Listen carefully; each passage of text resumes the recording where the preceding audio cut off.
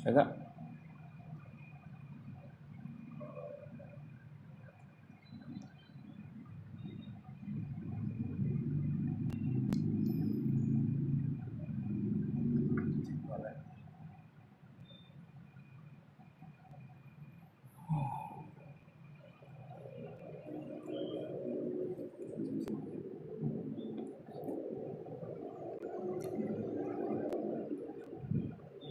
Bismillahirrahmanirrahim. Assalamualaikum warahmatullahi wabarakatuh. Alladzina rabbi Rasulillah sallallahu alaihi wasallam sumala arwahi abaihi wa ikhwanihi minal anbiya'i rasulin wa salihin wa sahabati jama'in wa tabi'in wa tabi'in sanawlahum al-Fatihah. A'udzubillahi minasyaitonir rajim. Bismillahirrahmanirrahim. Alhamdulillahirabbil alamin arrahmanir rahim maliki yaumiddin. Iyyaka na'budu wa iyyaka nasta'in ihdinas siratal mustaqim. Siratal ladzina an'amta 'alaihim ghairil maghdubi 'alaihim waladdallin. Amin. Sumal batu sunal arwahi masyayikhina min masarikil adila maghribiha min yaminiha ila shimali sunal mamar ba Imam Hanafi Imam Maliki Imam Syafi'i Imam Ahmad Hanbal wa Syaikhul Qadir Jalani qaddasallahu sirrahu wa nurul minnahu wa sulihim furuhim annahu la tagashahum bi rangqafin abi asrarihim wa anwarihim wa ulumihim wa nafahatihim fid din wa dunya wal akhirati wa lahum al-Fatihah. A'udzu billahi minasyaitonir rajim. Bismillahirrahmanirrahim. Alhamdulillahirabbil alamin arrahmanir rahim maliki yaumiddin. Iyyaka na'budu wa iyyaka nasta'in ihdinas siratal mustaqim siratal ladzina an'amta 'alaihim ghairil maghdubi 'alaihim waladdallin. Amin. Sumal batusun arwahi abaina wa ummahatina wa ajdatina wa jaddatina minal mu'minina wal mu'minat wal muslimina wal muslimat al ahya'i minhum wal amwat usul ila ruh.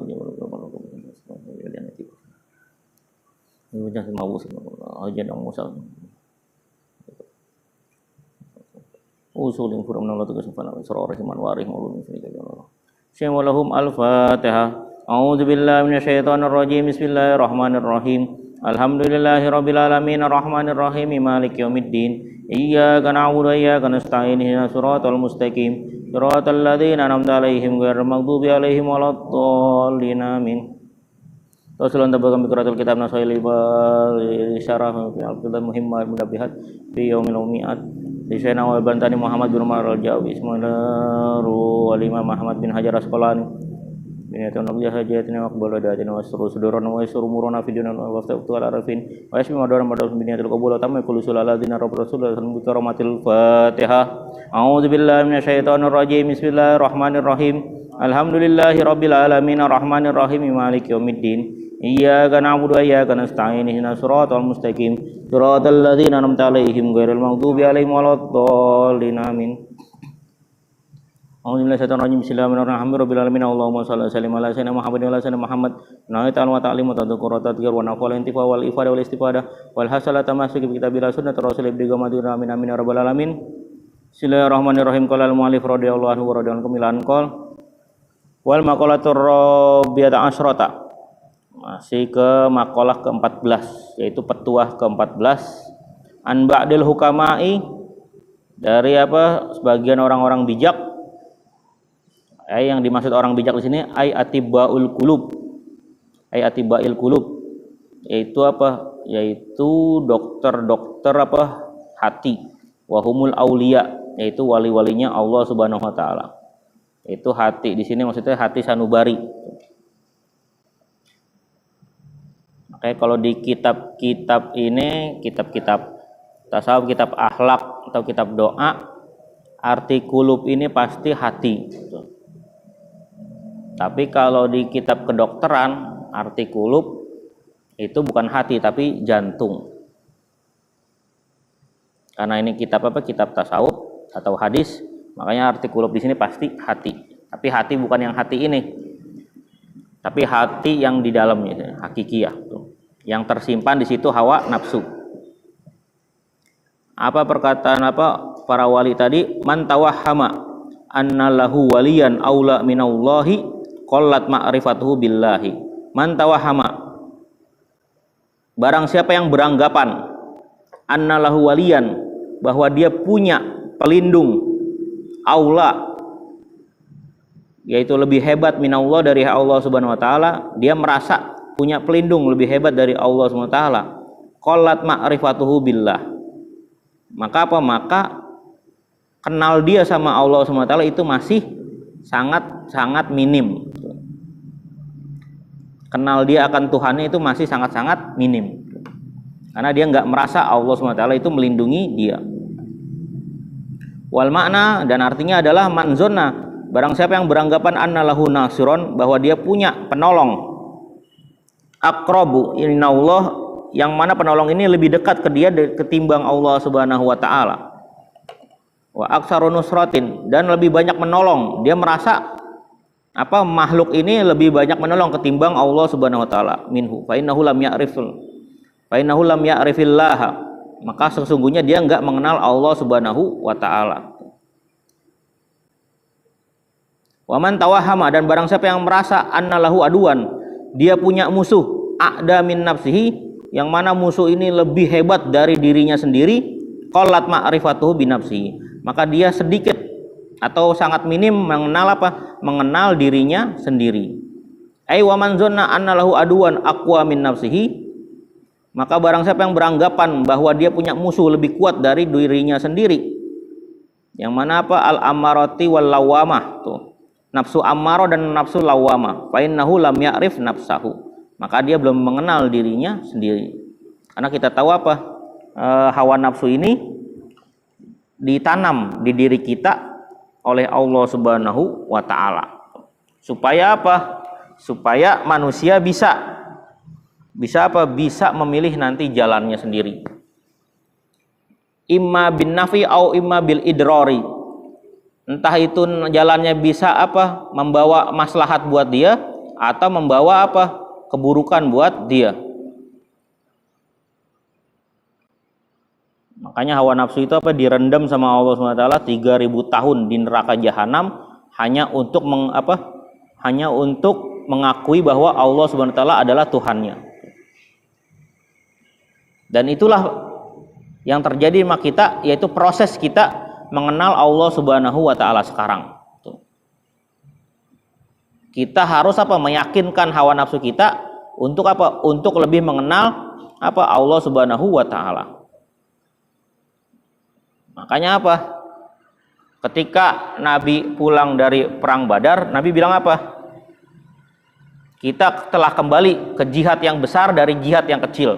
Jadi perang Badar itu dibilangnya jihad yang kecil. Karena Karena melawan musuh yang nyata. Jihad yang besar gimana? Itu kita melawan hawa nafsu.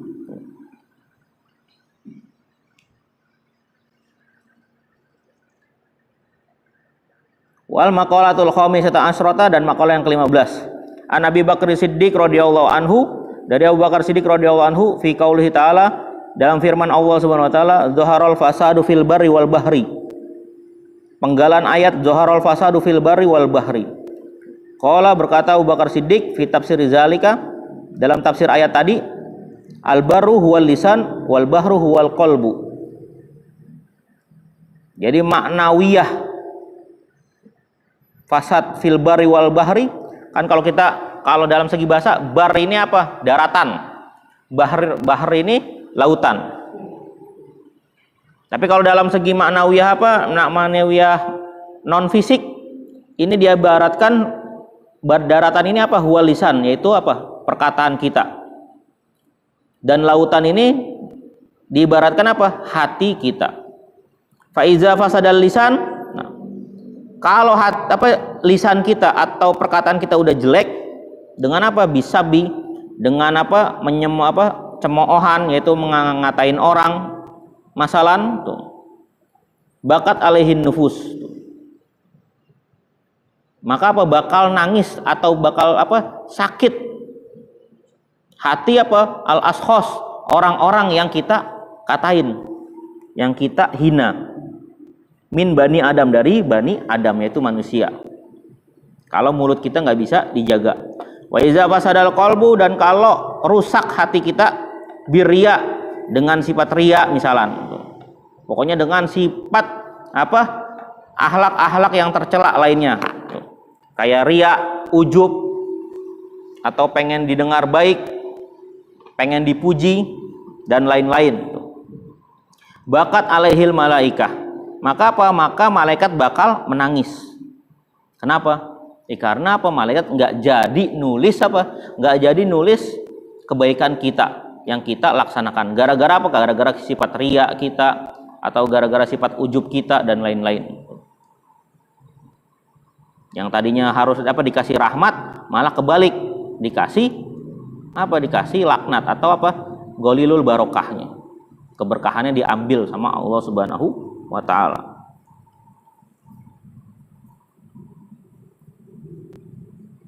Kila al hikmatu fi annal lisan wahidun, dikatakan juga hikmah bahwa mulut kita diciptain cuma satu itu sebagai tanbihun lil abdi fi annahu la yanbaghi alla yatakallam illa fima yahimmuhu wa fi khairin.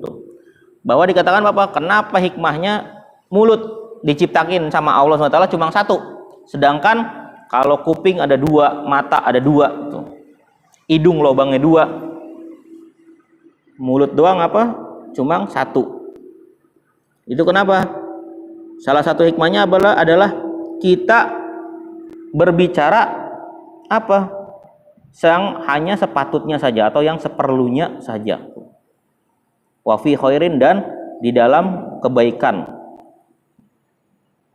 Atau dikatakan yang lain juga, li'anal lisan az-zakir bi kulli lugatin karena zikruhu lil mazkur al wahid.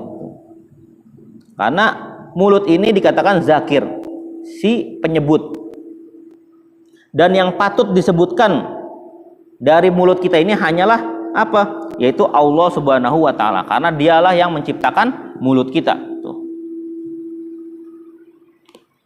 Logikanya gini, ketika kita dikasih sesuatu sama orang, misalkan ketika kita dikasih sesuatu berupa uang lah atau makanan segala macam, kita dalam akal sehat kita atau logika kita yang patut kita bilang terima kasih siapa?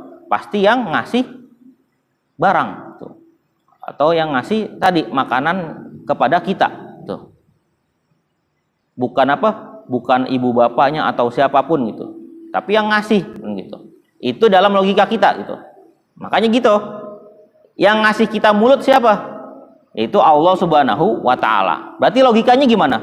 Berarti yang patut kita bilang terima kasih sama siapa? Ya ke Allah Subhanahu wa Ta'ala. Maka maka mulut ini harus dipakai sering-sering dalam menyebut Allah Subhanahu wa Ta'ala, yaitu zikir kepada Allah Subhanahu wa Ta'ala.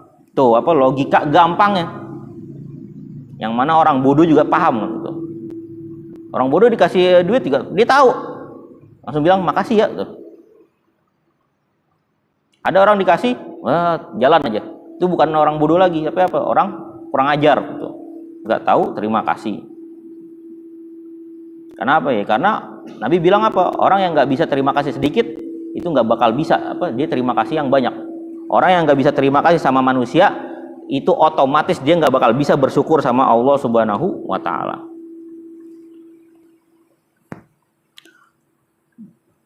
Wa kadzalikal qalbu, begitu juga hati. Hati diciptakan cuma satu, maksudnya hati sanubari kita tuh. Yang tertanam di situ hawa nafsu. Bikhilaf nafsul ain, lain lagi kalau mata wal uzun atau telinga, fainahu yata'addad, itu berbilang, yaitu dua. Li'annal hajah ila sam'i wal basar aksar. Kenapa diciptain dua sama Allah? Karena kebutuhan kita untuk mendengar dan melihat itu lebih banyak ketimbang kebutuhan kita dalam berbicara. Innama syabbahal qalbu bil bahri. Adapun Abu Bakar Siddiq menyerupakan hati dengan lautan. Kenapa? Li syiddati umkihi wattisaihi. Karena Karena dalam dan luasnya hati kita ini. Makanya Makanya Nabi bilang tafakkur sa'ah khairun min ibadati sanah. Bertafakur sesaat itu lebih bagus ketimbang beribadah 1 tahun penuh. Kenapa? Ini tafakurnya kita dari sini nyambungin ke sini. Setelah udah nyambung, akhirnya itu ajsam, jisim kita, badan kita nerima respon dari tafakur otak dan hati kita. Akhirnya apa? Berbuat sesuai apa? Sesuai yang hati kita inginkan. Tuh. Itu namanya apa? Itu namanya tafakur khairun min ibadati sanah. Tuh. Tapi kalau cuma bengong doang, kita bilang bahwa apa?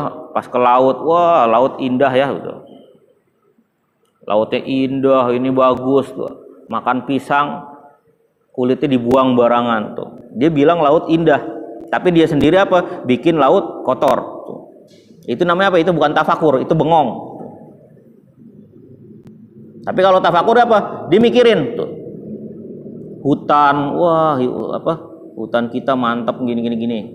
Setelah dia mikir tafakur begitu apa? Dia takut dalam apa? Dalam menzolimi apa? Hutan-hutan yang apa? Yang dia bilang indah atau ciptaan Allah Subhanahu wa taala. Itu baru tafakur. Jadi langsung apa? Langsung melaksanain.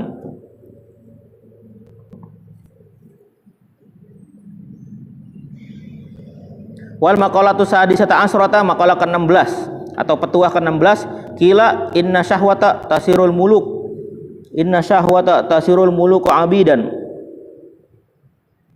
Sungguhnya syahwat itu menjadikan seorang raja itu abidan, bakal menjadi hamba sahaya. Fa inna man ahabba syai'an fahuwa abdu. Karena kata Nabi apa? Orang yang mencintai sesuatu fahuwa abdu. Kata Sayyidina Ali, orang yang mencintai sesuatu fahuwa abdu, yaitu apa? Yaitu menjadi budaknya secara tidak langsung. Pasti. Kita bisa lihat aja orang yang lagi jatuh cinta gimana. Itu apa? Semuanya pasti dikorbanin buat orang yang dicintainya. Kita apa? Cinta sama orang tua kita, semua kita korbanin. Ada orang cinta sama istrinya, semuanya dikorbanin tuh. Makanya apa? Kita lihat banyak orang korupsi. Kenapa? Lihat bininya. Jarang orang korupsi bininya bener. Jarang sekali.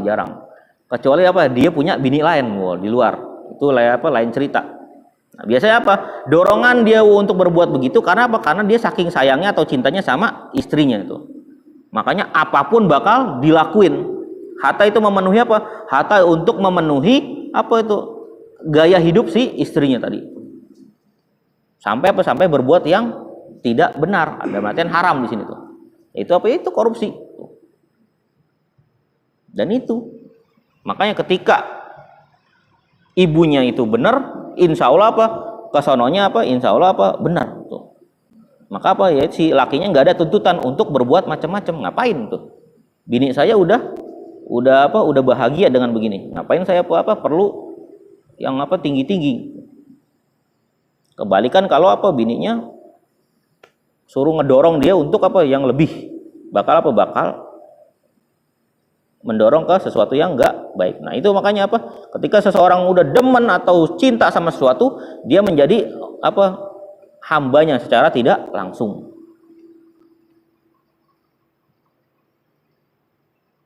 Wasobru yasirul abidu mulukan.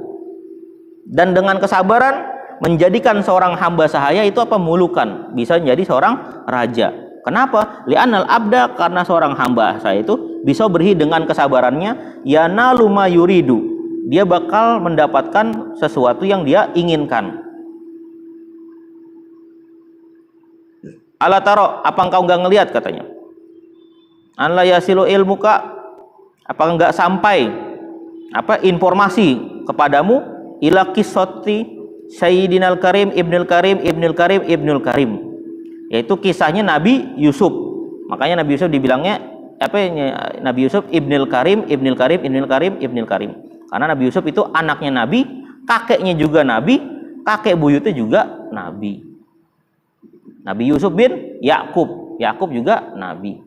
Yakub bin Ishak juga Nabi. Ishak bin Ibrahim juga Nabi. 4 turunan Nabi semua. Tuh. Makanya mahal kalau apa orang dikasih keturunannya bagus. Dalam artian apa? 5 turunan itu orang soleh semua. Wah, itu apa? Itu harus patut bersyukur banget tuh. Itu orang tuh. Makanya apa? Kalau apa? Yang kasihannya empatnya orang soleh, keturunan kelimanya orang toleh. Itu patut apa? Patut kita benerin itu orang apa keturunan kelimanya. Kenapa? Biar dia tahu rasa syukur. Kenapa? Udah apa harus kita ajarin rasa syukur dan apa? Kita ajarin apa? Adab. Adab dalam apa? Dalam menjaga nama baik keluarganya. Kita di dunia ini nggak bisa. Ya saya, orang tua saya. Ya kagak bisa begitu. Emang kamu diciptain gimana? Bim salah bim ada kadabra, langsung ada tuh orang. Kagak. Allah ciptain kita apa? Dengan perantara, yaitu apa? Ibu bapak kita. Allah bisa nyiptain kita dengan apa? Kun fayakun, langsung ada. Tapi Allah kagak mau. Kenapa? Supaya kita tahu rasa syukur.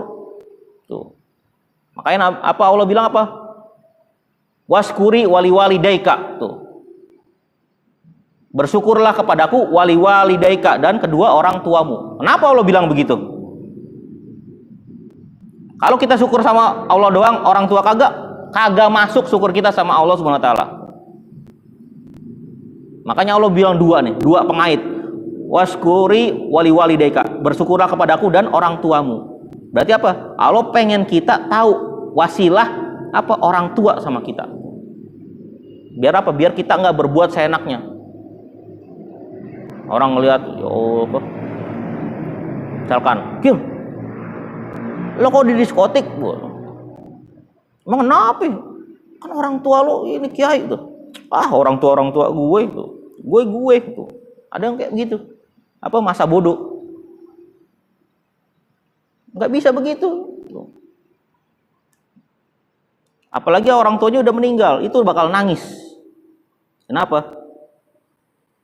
Dengan dosa kita itu bakal nangis orang tua.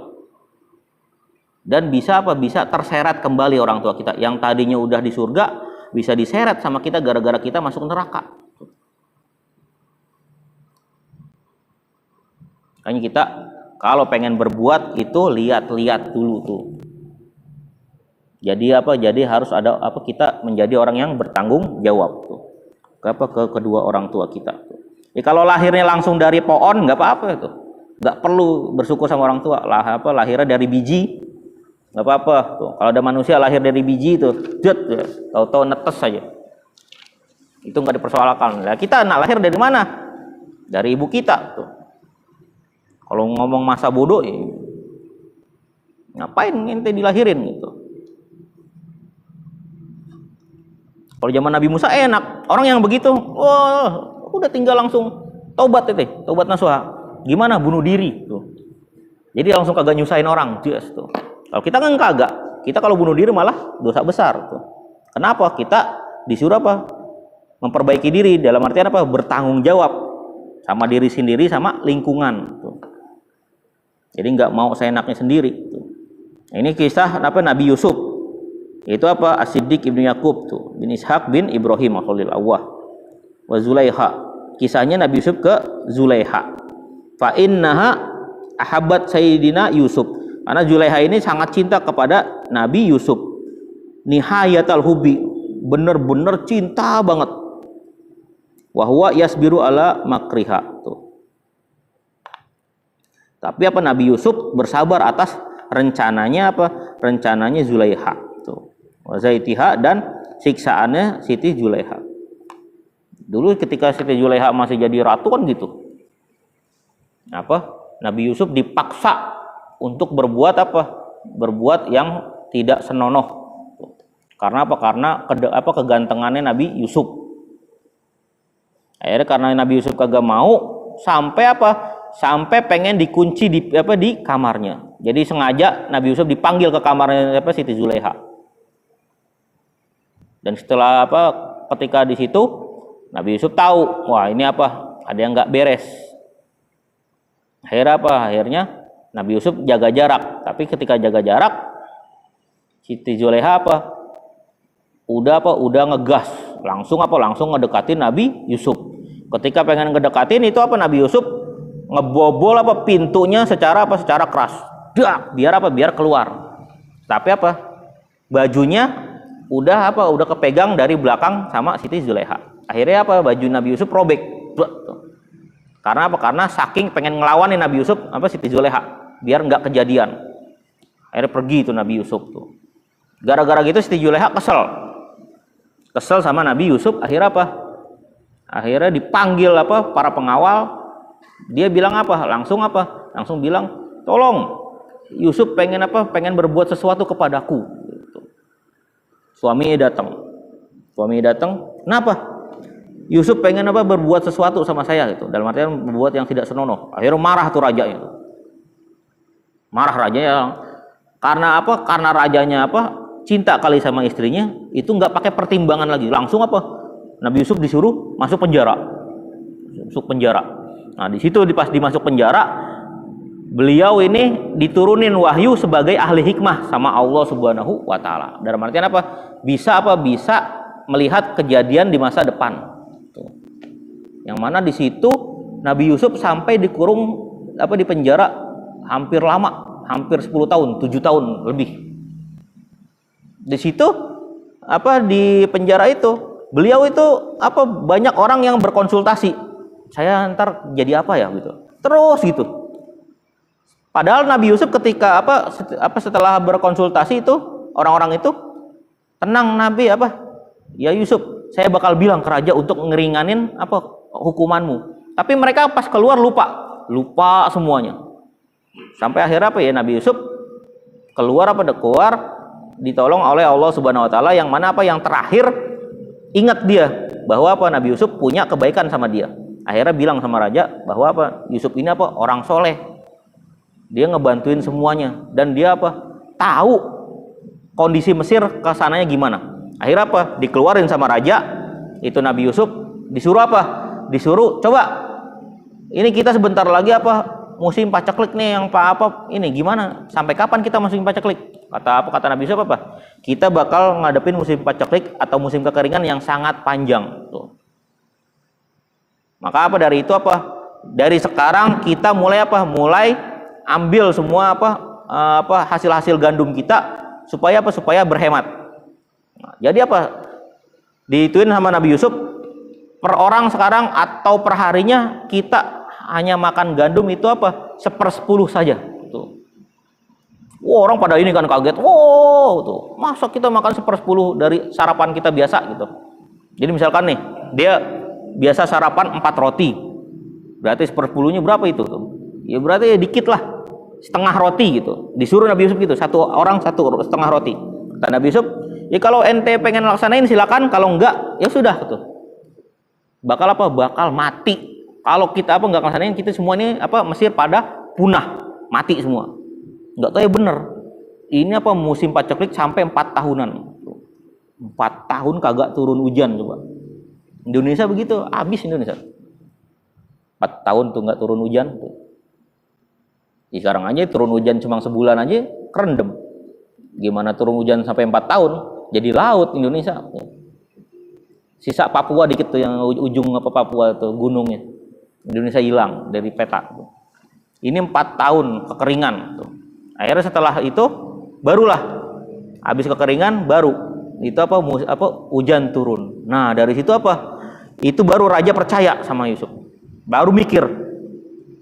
Ini raja baru mikir, masa yang kayak begini pengen merkosa istri saya gitu. Kayaknya sesuatu yang nggak mungkin. Akhirnya dicek sama istrinya Siti Zulekha, ditanya benernya, bener gak ini, bener gak sebenarnya yang Yusuf ngelakuin gak ini? Sampai marah, bener-bener marah itu suaminya. Akhirnya Siti Zulekha ngaku bahwa sebenarnya saya yang nginginin Yusuf tuh. Makanya langsung dibilang sama rajanya, inna kaidakunna azim tuh. Makarmu itu rencanamu ini sungguh berbahaya tuh, atau sangat licik ketimbang setan gitu. Dari situ Siti Zulekha dipisah sama rajanya tuh. Yang akhirnya udah diasingkan tuh Siti Zulekha. Yang sampai itu Siti Zulekha walaupun sudah diasingkan itu tetap pengen sama Nabi Yusuf tuh. Yang mana nanti Nabi Yusuf akhirnya diangkat jadi raja Mesir semuanya. Sampai Nabi Yusuf meninggalkan kerajaannya untuk berdakwah. Nah, ketika berdakwah di Sumer, yaitu gurun Sinai atas tuh, bagian barat Gurun Sinai itu daerah-daerah Nabi Yusuf tuh di situ. Beliau dakwah. Pas dakwah, nah baru beliau ketemu perempuan tua. Yang mana ini Siti Zulaiha. Dan berkat kesabaran Siti Zulaiha yang dapat cinta sama Nabi Yusuf tuh. Dia udah mohon sama Allah Taala bahwa untuk dipertemukan lagi sama Nabi Yusuf. Akhirnya diketemuin lagi sama Nabi Yusuf. Nah, akhirnya yang udah tua, kan Siti Zulaihanya udah tua. Nabi Yusuf baru umur 45 50 lah. Akhirnya dari situ Allah bikin Siti Zulaiha muda lagi. Tuh. Ketika ketemu Nabi Yusuf, Allah bikin Siti Zulaiha muda lagi. Tuh. Kayak nanti ada Ada beberapa orang yang Allah bikin muda lagi. Atau diciptain ulang.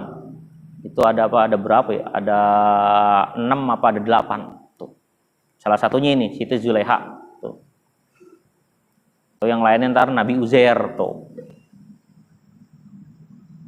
Nah ini kisahnya Siti Zulaiha. Dia bersabar akan cintanya, tapi cintanya bukan cinta nafsu. Dia cintanya pengen nebus kesalahan sama Nabi Yusuf.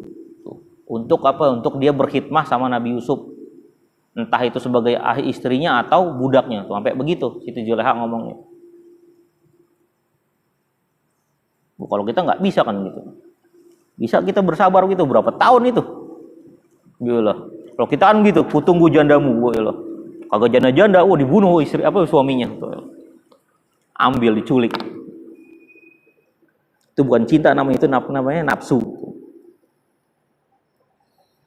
Wal maqalatus sabita asrata, maqalah ke-17, kila dikatakan tuba liman kana aqluhu amiron tuh. Tuba beruntung buat siapa? Liman kana aqluhu amiron. Yang mana menjadikan akal sehatnya amiron tuh. Yang mimpin dalam bertindaknya tuh. Yang mimpin dia dalam bertindak. Jadi hawa nafsu di bawah, akal sehatnya di atas. Di ayak tadi bimuradi aklihi al kamil tuh, dengan akal sehatnya. Wa hawahu tuh asiron, dan menjadikan hawa nafsunya asiron sebagai tahanan dia. Dalam artian enggak mau diputuskan sama hawa nafsu tuh. Wa wailun, dan sungguh celaka liman kana hawahu amiron, yang menjadikan hawa nafsunya sebagai itu yang mimpin dalam tindakan dia. Wa aqluhu asiron, dan akal sehatnya dikebelakangin, dientar dulu. Yang penting hawa nafsu saya terlaksana. Tuh. Ini ini salah satu contoh tafakkur fi ni'amillahi ta'ala wa fi azamatihi ta'ala. Tuh. Salah satu contoh kita bertafakur akan nikmat Allah Subhanahu wa taala. Tuh. Lain syakartum lazidannakum wa lain kafartum inna azabi lasyadid. Tuh. Kalau kita bisa bersyukur, pasti ditambah nikmatnya sama Allah Subhanahu wa taala. Makanya kalau kita ikutin hawa nafsu, ketika kita dikasih nikmat, kadang kita ngeluh. Itu hawa nafsu. Kasih nikmat gitu. Ya Allah, kenapa dikasih ini sih? Saya kan mintanya mobil, kenapa dikasih motor? Motor mah nggak guna buat saya. Hujan mulu di sini. Wah, gitu. Pengen ngomong sama Allah begitu tuh.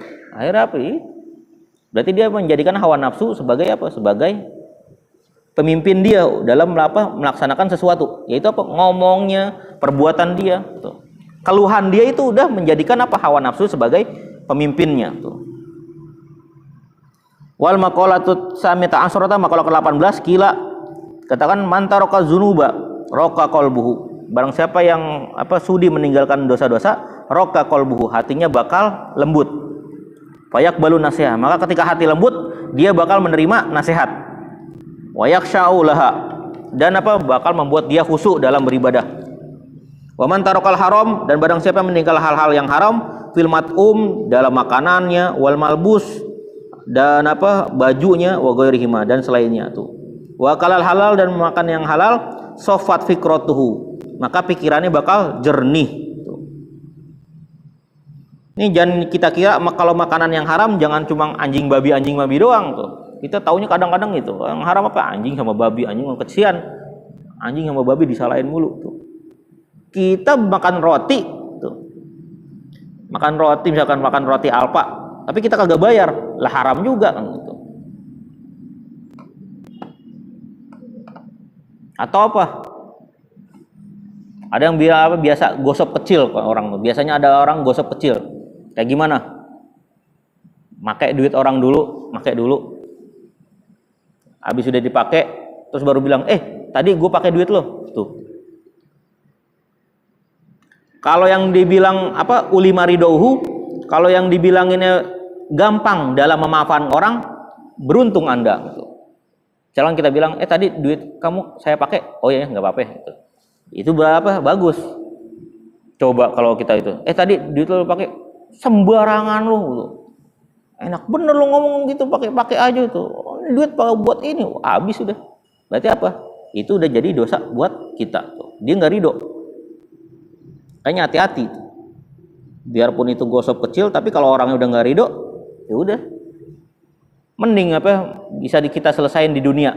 Kalau dia nggak mau selesain di dunia, otomatis apa? Dia bakal nyelesainnya di akhirat nanti. Pasti apa? Pahala kita di akhirat bakal diambil sama dia. Atau apa? Kejahatan dia bakal dilempar sama kita.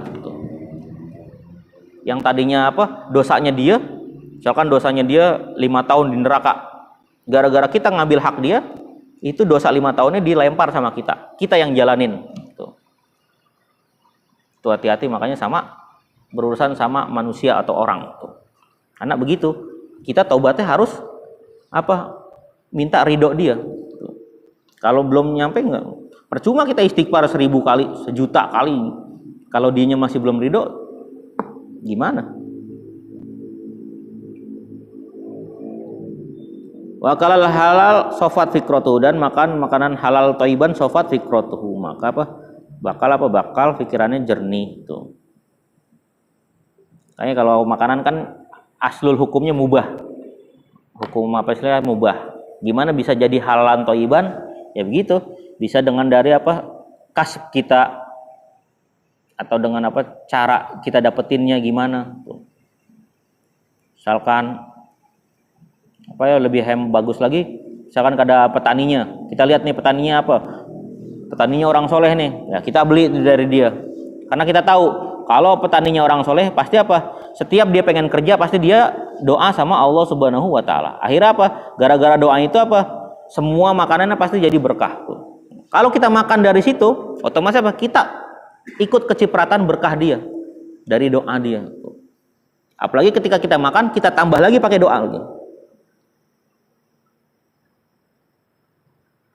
Kita apa? Kita doa lagi ketika apa? Sebelum makan. Wah, itu tambah lagi tuh keberkahannya. Makanya apa? Sofat fikrotuhu. Ala masnu'atillahi ta'ala tuh. Atas ciptaan Allah SWT adalah ta'ala ihya'illahi ta'ala tuh. Al-khalqa ba'da maut. Itu kayak apa? Kayak tandanya apa? Penciptaan Allah SWT manusia setelah mereka mati. Walau wahdatihi ta'ala wa qudratihi wa ilmihi. Dan apa, atas keesaan Allah Ta'ala dan kekuasaan Allah dan ilmunya Allah SWT. Wazalika bi anta amala bi fikrihi wa tadabburi bi aqlihi. Dan karena apa, kita dengan apa, dengan pikiran kita bekerja dan mentadaburkan apa, dengan akal kita, annallaha, bahwa sebenarnya Allah SWT khalaqahu min nutfatin, bahwa Allah SWT menciptakan kita yaitu manusia pertama-tama dari nutfah, yaitu air mani firrohim, dalam rahim perempuan. Wajalaha alaqatan, lalu dijadikan apa, segumpal darah di situ, summa mudghatan, kemudian jadi segumpal daging, summa khalaqa minha lahman, kemudian daging utuh, wa azman, daging utuh dan tulang belulang, wa urukon, wa aqsaban tuh, sampai dari urat-uratnya semuanya Allah kasih itu, wa syaqqalaha sam'an wa basaron, lalu Allah kasih pendengaran, penglihatan dan tubuh apa, anggota tubuh, summa sahalal khurut lil janin, kemudian Allah gampangkan keluar si janin tadi tuh, min batni ummihi, dari perut ibunya, wa alhamaha irtido tuh, irtido asadi, dan Allah kasih ilham, dan Allah pertama-tama kasih insting itu baik, insting apa, menyusui tuh. Coba Kalau bayi keluar kagak Allah kasih insting menyusui, gimana coba? Keluar minta kopi, wah tuh bayi. Kasih susu, nggak mau. Dari Coca-Cola, wah repot kita. Kasih Coca-Cola meninggal langsung, wah baru hidup langsung mati. Apa berarti apa? Allah pertama apa semua bayi Allah kasih insting apa? Untuk apa? Nyari makan, menyusui itu. Yang pertama-tama tuh. Wajalla fi awalil amri bila asnan tuh. Dan Allah apa? Menjadikan semua bayi itu tanpa gigi awal-awal itu. Bahaya apa bayi langsung ada giginya tuh. Summa anbatalahu asnan. Kemudian setelah enggak ada gigi, Allah tumbuhkan itu gigi-gigi. Summa asqataha tuh. Kemudian Allah tanggalkan itu gigi-gigi susu. Wa azalaha inda sabi sinin tuh. Biasanya apa? Umur-umur 7. Allah tanggalin itu semua gigi susu dan apa Allah jadiin apa? Gigi baru lagi tuh. Kemudian Allah jadikan semua apa? Keadaan kita itu mutaghayyirah, berubah-ubah, min sigorin dari kita kecil ila kibarin sampai kita besar, wa min syababin dari kita muda ila haromin sampai kita tua, wa min sihatin dari kita sehat ila sakumin sampai kita sakit, wa jala abdu kulla yaumin yanam tuh. Dan menjadikan manusia ini apa? Setiap hari bisa tidur, wa yastahiqat dan bangun lagi, wa kadzalika syu'uruhu wa adfaruhu tuh. Kemudian juga begitu juga apa? Rambut-rambutnya, kuku-kukunya, kula masakoto ketika rambutnya apa? Rontok sama kukunya copot, roja ila makana. Allah ciptain lagi itu. Coba kalau rambut kita rontok, Allah kagak ciptain lagi. Udah cukur. Di apa? Situ apa? Tukang cukur. Tuh rambut kagak numbuh lagi. Kesian tukang cukur, bangkrut. Atau iya nggak sengaja dibotakin, nggak tunggu lagi botak tuh. Akhirnya apa? Dia nggak pede tuh. Makanya apa? Allah tumbuhin lagi tuh rambut sama kuku tuh. Kadzalikal lail wan nahar. Begitu juga apa? Allah apa? Ubah malam ke siang, siang ke malam. Coba kalau siang terus atau malam terus, hancur dunia ini tuh. Begitu juga matahari, bulan, bintang, awan, terus hujan tuh. Semua itu apa hilir berganti. Ada hujan, ntar nggak ada hujan, ada hujan, nggak ada hujan gitu. Terus ada sinar, nggak ada sinar, semuanya begitu tuh. Itu apa? Itu salah satu bentuk tadabur kita sama Allah Subhanahu wa taala. Yang mana Allah lah yang menjadikan atau Allah yang menjadikan dan Allah yang ngambil itu semua tuh. Dari situ aja itu apa? Cuma dari satu tadabur tuh ayat. Maka dari situ apa? Harusnya kita bisa tuh katanya. Dari situ aja kita harusnya bisa dalam apa? Dalam taat sama Allah Subhanahu wa taala dan meninggalkan segala larangan Allah Subhanahu wa taala tuh. Harusnya tuh. Karena apa ya? Karena dari situ aja kita tahu kan gitu. Kalau seandainya kita tahu yang itu apa ngelakuin itu semua itu Allah Subhanahu wa taala. Ya dalam apa? Logika kita nih ya. Ketika anak dalam rahim ibu, kenapa ketika pengen dilahirkan atau posisi 8 bulan 9 bulan posisi pala anak berubah? Ayo. Itu siapa yang kasih ilham? Posisi anaknya berubah. Kenapa bisa begitu? Yang tadi palanya di sini, palanya jadi bawa ke bawah. Emang ibunya itu guling-guling terus palanya jadi ke bawah? Kan kagak tuh. Kita bisikin, "Woi, ke bawah, cepetan. Udah 9 bulan nih." Tuh. Enggak begitu. Allah sendiri ntar ngasih ilham dia untuk apa? Berubah posisi. Tuh. Untuk apa? Untuk dia keluar nanti dari rahim ibunya. Situ aja tanyain dokter. "Dok, ini kok bisa pala dia berubah?" Tanyain. Dokter yang paling pintar tanyain, kenapa tuh pala bayi bisa berubah ketika posisinya udah 8 atau 9 bulan? Kenapa dok? Gitu. Kalau dia ngasih, karena kelilit ini tali pusar, ya elah. Kalau tali pusar kelilit, kalau kagak kan gitu. Nggak ada yang bisa jawab. Kenapa? Emang karena itu adalah dari ilhamnya Allah SWT. Maksudnya apa? Dari situ aja kita harus udah tadabur bahwa apa? Emang ada yang mengendalikan dari kita semua itu yaitu Allah Subhanahu wa taala. Berarti patutnya kita Untuk apa? Untuk mematuhi perintahnya Allah SWT dan menjauhi larangan Allah Subhanahu wa taala. Karena Allah itu semua yang ikut campur situ. Ya, kita apa ya? Kita sebagai makhluknya hanya apa? Untuk tadabbur dan itu. Bukan berarti kita apa? Harusnya kan gitu. Kalau kita menjadi dokter, harusnya malah lebih tafakur kita malah lebih dalam tuh. Bukan malah menjauhi Allah Subhanahu wa taala tuh. Makanya Imam Syafi'i gitu. Imam Syafi'i selain ulama, dia apa? Beliau itu dokter. Tuh. Imam Syafi'i itu dokter. Makanya tahu tentang apa? Tentang kesehatan tuh. Dan beliau juga menghukumi ketika puasa. Makanya apa? Berbeda pendapat dengan dokter yang lain tuh. Ya, tentang manfaat maftuh, manfaat apa makrun, semuanya nanti beda sama pendapat dokter. Walaupun beliau sendiri yaitu Imam Syafi'i itu dokter. Itu apa? Itu salah satu untuk apa kita bertafakur sama Allah Subhanahu wa taala. Wal maqalatu tasata asrata maqalah 19 wallahu a'lam bishawab. Apa dengan salah sajib doa yang ajal ijabah raham walidina wa dikum amwatin autikum. Anna la tugasumullah ratanal al-fatihah. A'udzubillahi minasyaitonir rajim. Bismillahirrahmanirrahim. Alhamdulillahirabbil alamin arrahmanirrahim maliki yaumiddin. Iyyaka na'budu wa iyyaka nasta'in ihdinas siratal mustaqim siratal ladzina an'amta 'alaihim ghairil maghdubi 'alaihim waladdallin amin. Astagfirullahaladzim. Bismillahirrahmanirrahim. Alhamdulillahirabbil alamin. Allahumma shalli wa sallim ala sayyidina Muhammadin wa ala sayyidina Muhammad. Allahumma arzuqna fahman nabiyyin wa hifdzal mursalin wa ilhamal malaikatil muqarrabin. Allahumma aghnina bil ilmi wa zina bil hilmi wa akrina bit taqwa jamilna bil afiyah rahman rahimin. Rabbana atina fid dunya hasanah wa fil akhirati hasanah wa qina adzabannar. Wa sallallahu ala sayyidina Muhammadin wa sallam. Alhamdulillahirabbil alamin. Taqabbalallahu ya karim.